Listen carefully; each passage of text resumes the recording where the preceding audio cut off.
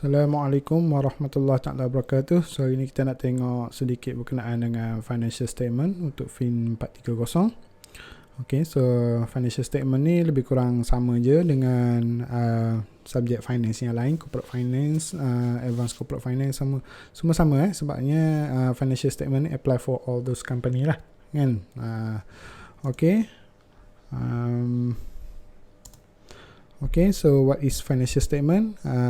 Dia adalah data berkenaan dengan macam mana company tu tengah perform kan. So dalam financial statement tu dia ada 3 benda lah yang akan represent, which is cash management, profitability dengan asset dengan bersama sekali dengan liabilities lah. So benda ni adalah quite important lah for the company. Nak tengok performance, nak tengok growth of the company, nak tengok cash flow kan. So banyak benda yang ada dalam financial statement. Okay, so ini adalah proses untuk financial statement. Kejap, alih. Okay, so bermula dengan business transaction and then bersama lepas tu kita sediakan dokumen, for example receipt, invoice, apa semua kan. So semua benda tu akan direkodkan dalam journal, and then dalam ledger kita akan tengok debit and credit, and then daripada situ kita akan produce financial statement lah. Terutama sekali ada dua tu, balance sheet dengan income statement. Okay, seterusnya dalam financial statements kita ada banyak statement sebenarnya. Kita ada yang paling utama balance sheet dengan income statement lah, and then yang ketiga kita ada cash flow, yang keempat kita ada statement of retaining, statement of dividend, statement macam-macam statement lagi lah. Tapi yang paling utama 3 benda ni lah, balance sheet, income statement dengan cash flow statement, right? So dalam balance sheet kita akan tengok berapa jumlah hutang ada, berapa jumlah asset, and then banyaklah maklumat lagi lah dalam tu, asset, liabilities dengan equity, right?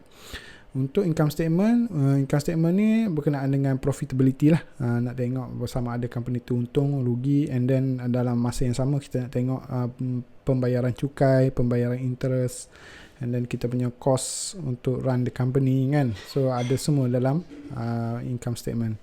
And then last kali adalah cash flow statement.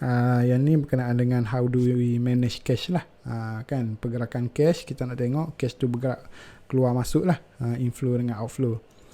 Okay, so first of all kita nak tengok balance sheet, right? Balance sheet, dalam balance sheet ada 3 item yang paling utama lah, which is yang first adalah asset, yang kedua liabilities, and then yang ketiga equities. Okay, untuk asset, seperti mana yang kita semua dah tahu lah kan, asset ni dia ada 2, which is first current asset, yang kedua adalah fixed asset, right?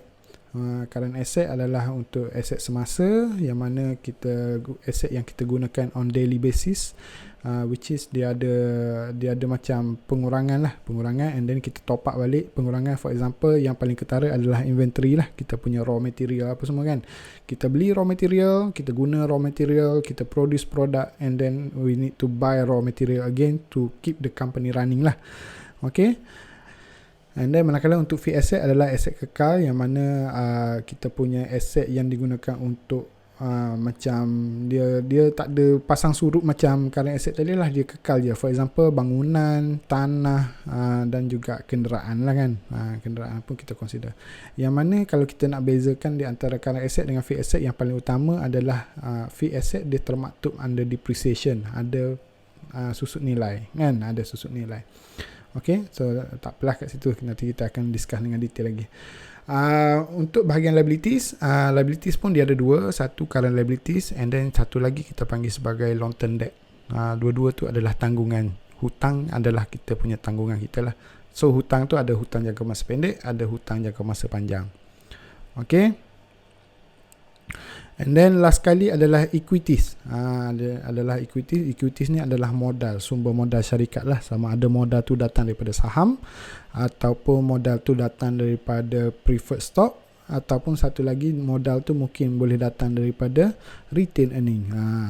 Kan, macam kita berniaga burger ke apa kan, bila kita untung, duit yang kita untung tu bukannya kita gunakan kepada diri kita 100% lah, mungkin separuh daripada tu kita simpan balik untuk invest balik dalam syarikat.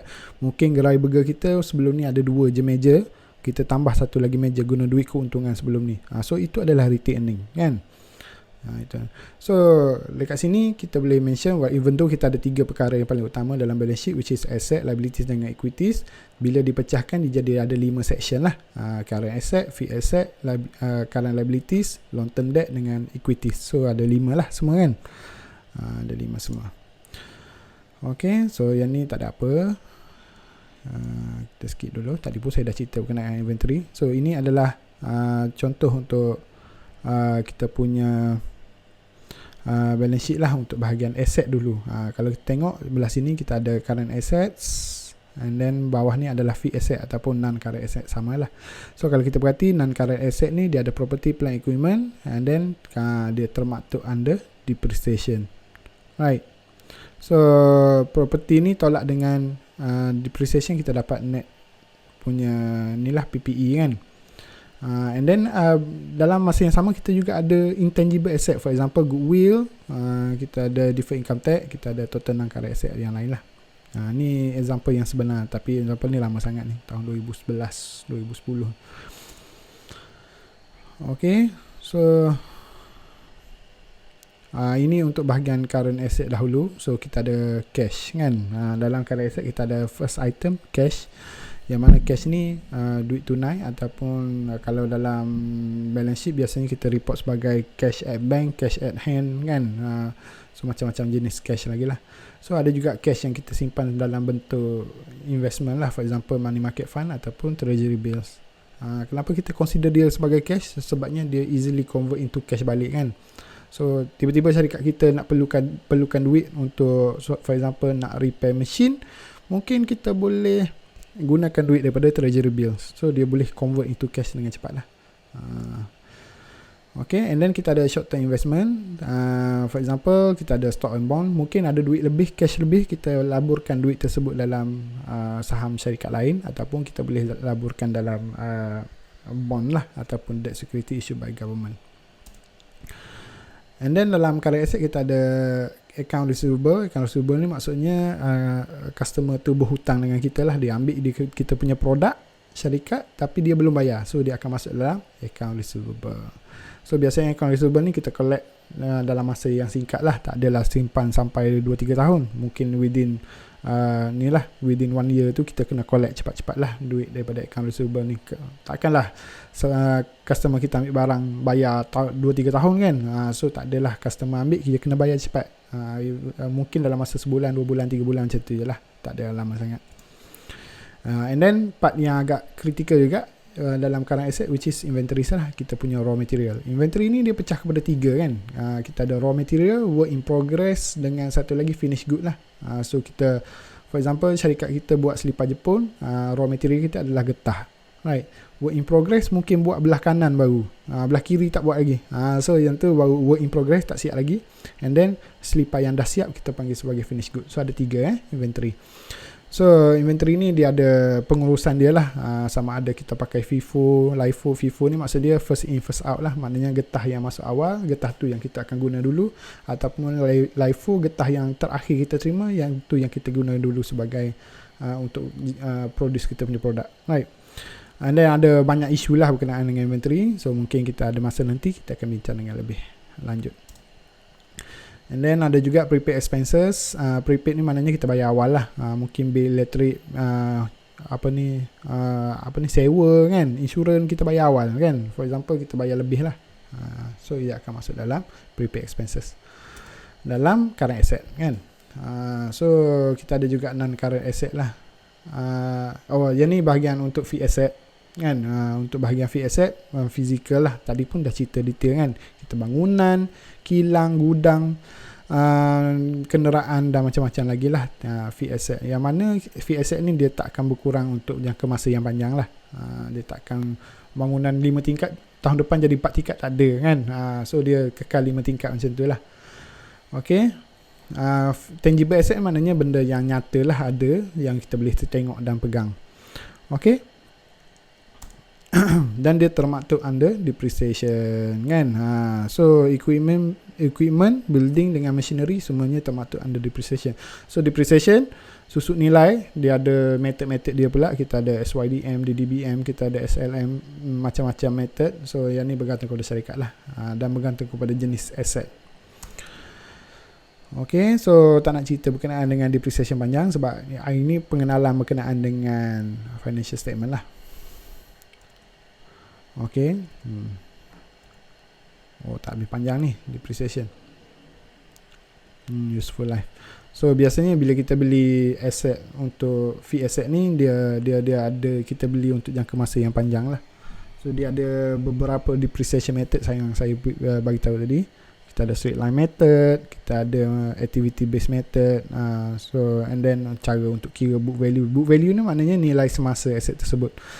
Macam kita beli kereta lah, kita beli kereta tahun ni 100,000, kalau kita pakai 2-3 tahun, nilai dia akan berkurang. So itu adalah susut nilai kan.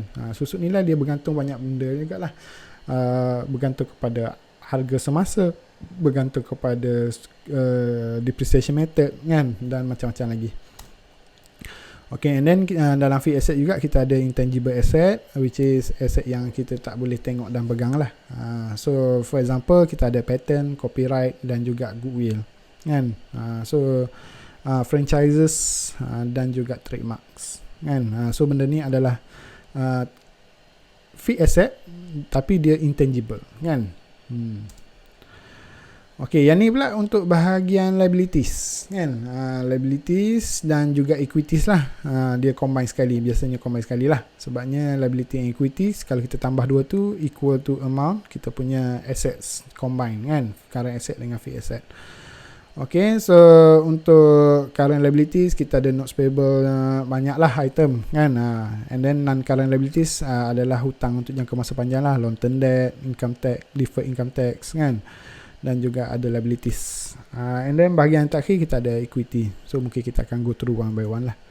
Okay, current liabilities kita ada beberapa item. For example, notes payable, current portion of long term debt, account payable dan accrued liabilities. Kadang-kadang current portion of long term debt pun dia akan masuk dalam current liabilities. Bila dia akan masuk current liabilities? Sebabnya bila kita buat pinjaman jangka masa panjang, for example 5 tahun, dan hutang tersebut dah masuk tahun yang ke-5, so mungkin kita consider dia sebagai current asset lah, sebab nak habis lah. Nak habis lah within 1 year kan. Non-current liabilities, ni hutang jangka masa panjang lah. Notes payable, kita berhutang dengan bank, mungkin hutang jangka masa panjang 7 tahun ke 5 tahun ke. Bond adalah kita berhutang dengan masyarakat kan. So mungkin ada chapter khas untuk bond nanti, sebab bond ni agak penting juga. Long term debt, hutang jangka masa panjang yang biasa. And then deferred income tax. So hutang jangka masa panjang kita ada beberapa jenis. Kita ada secured debt, kita ada debenture, kita ada macam-macam lah. Dalam secured debt kita ada mortgage bond. Secured ni maknanya ada cagaran. Unsecured debt maknanya tanpa cagaran kan. Hutang-hutang yang ada cagaran, tanpa cagaran. Okay, yang ni bahagian equities. Bahagian equities,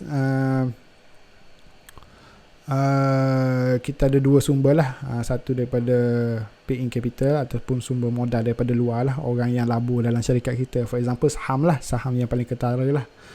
Saham ni maknanya kalau kita ada duit lebih, kita boleh beli saham. Bila kita beli saham maknanya kita menyumbang modal kepada syarikat tersebut. Itu maksud dia. So siapa-siapa yang beli saham maknanya dia adalah owner kepada syarikat tersebut. Itu pun saya dah cerita dengan detail kan. And then kita ada retail earning, tadi pun dah cerita kisah berkenaan dengan gerai burger tadi. Itulah maksud retail earning. Untung daripada perniagaan yang lepas, kita masuk balik dalam syarikat. And then saham biasa, which is common stock, yang ada tersenarai dalam Bursa Malaysia tu. Dalam Bursa Malaysia kita ada around 900 lebih syarikat kan. So mungkin you boleh beli saham mana-mana lah dalam bursa. Dalam 900 lebih tu, kata salah saya, ada 700 lebih syarikat yang patuh syariah. So sebagai orang Islam, kita boleh belilah saham yang under 700 tu. Yang balance lagi 200 lebih tu mungkin saham yang tidak patuh syariah lah. And then preferred stock, dia lebih kurang sama macam saham common stock. Cuma preferred stock ni dia beza dari sudut dividen dan juga ownership lah. Ownership dia kurang berbanding dengan common stock. Siapa-siapa yang beli common stock, saham biasa, kuasa dia lebih besar berbanding dengan preferred stock. And then dividen untuk common stock tadi, dia bergantung kepada keuntungan syarikat. Kalau untung banyak, mungkin banyaklah portion dividen kepada common stock. Tapi untuk preferred stock ni, dia punya dividen adalah fix. Kalau dia cakap dia bayar 50 sen untuk satu saham, so maknanya 50 sen sampai bila-bila. Kan? Itu maksud preferred stock. Tapi syaratnya untuk preferred stock tu, dia ada kelebihan dia juga, which is preferred stock ni dividen dia dibayar terlebih dahulu berbanding kepada common stock. Maknanya bayar dulu dividen kepada preferred stock, balance tu barulah agihkan dividen kepada common stock. Itu syarat dia. So ada kelebihan jugalah siapa-siapa yang beli preferred stock. Okay, pay-in capital, tadi pun dah cerita pay-in capital, and then return ni pun dah cerita tadi lah. Okay, and then kita ada juga treasury stock. Okay, now dah settle berkenaan dengan balance sheet. So balance sheet ada 3 section, which is asset, liabilities dengan equities. So asset equal to liability and equity. Kalau kita perasan balance sheet ni dia balance lah kan, balance kiri dan kanan. Kenapa? Sebab liabilities and equities ni adalah sumber modal syarikat, dari mana duit datang, and then duit tersebut digunakan dekat mana? By asset. So dia akan balance lah. Satu, duit datang daripada mana, satu lagi ke mana duit tu pergi. So that's why dia balance kan. That's why dia balance. Okay, next adalah income statement. Income statement ni adalah penyata keuntungan lah. Bagi syarikat dulu orang panggil sebagai profit and loss statement. Tapi dah sekarang ni jarang lah kita dengar P&L punya statement. Kita panggil sebagai income statement lah. So income statement ni adalah flow bergerak daripada atas turun ke bawah. So start daripada revenue ataupun sales, tolak dengan cost of sale, cost untuk buat produk tersebut, and then kita dapat gross profit ataupun gross margin. Daripada situ kita akan tolak expenses kalau ada expenses, for example cost pengurusan, cost untuk macam-macam lagi lah, yang tak berkait direct kepada produk. Kalau cost untuk mengeluarkan produk, for example elektrik, air kan, yang kita guna untuk produce produk tu, dia akan masuk cost of sale. Tapi kalau kos pengurusan, for example nak beli pensel ke, nak beli pen ke untuk pejabat ke, yang tu dia akan masuk dalam bahagian expenses kan. Okay, and then di sini juga kita akan tolak bersama sekali dengan depreciation lah. Depreciation pun sepatutnya ada dalam bahagian expenses, sebab kita consider depreciation tu sebagai expenses. So kita tolak everything, expenses, everything, administrative apa semua, dapatlah income from operation. Dah tolak semua tu, and then tolak dengan other expenses lah, interest expense, other income expenses. So kalau keluar negatif maknanya kurungan tu maksudnya negatif lah. So bila negatif maknanya syarikat rugi lah kan. Okay, and then income tax kena bayar.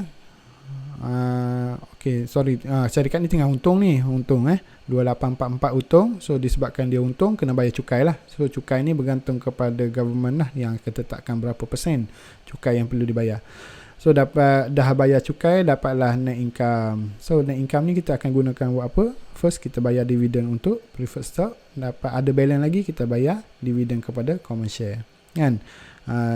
For example, for this company, dia tak ada preferred stock lah, dia tak issue preferred stock, dia ada issue common stock sahaja. So yang ni bayarlah dividen kan, bayar dividen.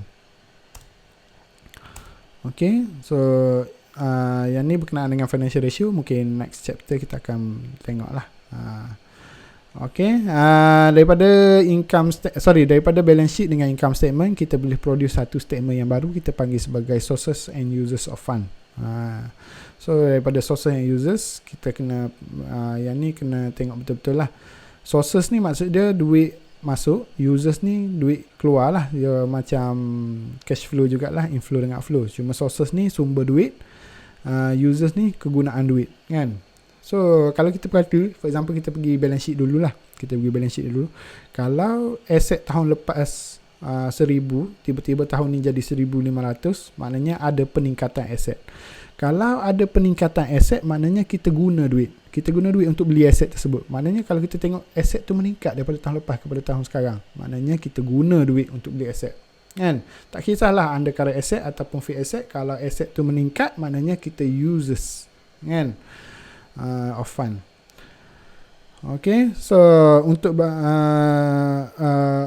kalau aset tu berkurang, tahun lepas 1000, tahun ni jadi 500, maknanya aset berkurang kan. Berkurang maknanya sources, mungkin kita jual aset tersebut. Bila kita jual, kita dapat duit. So jadi sources of fund. Okay, itu bahagian aset. Untuk bahagian liabilities pula, kalau liabilities berkurang, for example, kita punya notes payable daripada 1000 tiba-tiba jadi 500, maknanya kita dapat kurangkan hutang tu lah. Bila kita kurangkan hutang, maknanya kita guna duit untuk bayar hutang. So maknanya dia akan masuk dalam bahagian sources of fund kan. Tapi users of fund lah, kita guna duit kan. Users of fund kalau liability berkurang. Tapi kalau liability meningkat, maknanya kita sources of fund. Kita berhutang, kita dapat duit lebih lagi lah. Kita lebih. Dan juga untuk bahagian equities, kalau equity meningkat, maknanya users of fund. Kalau equity berkurang, maknanya sources of fund lah. Okay, cash flow statement. Okay, itu sahaja untuk chapter ini. Cash flow tu nanti kita akan bincang dengan lebih detail nantilah. Okay, for example, cash flow ni saya akan tunjuk contoh melalui Excel lah. Excel, sebabnya kegunaan Excel amat penting. Saya akan ajar sekali cara nak gunakan Excel untuk buat assignment dengan lebih senang. Okay, so itu sahaja daripada saya untuk chapter 2. Wabillahi taufiq wal hidayah. Assalamualaikum warahmatullahi wabarakatuh.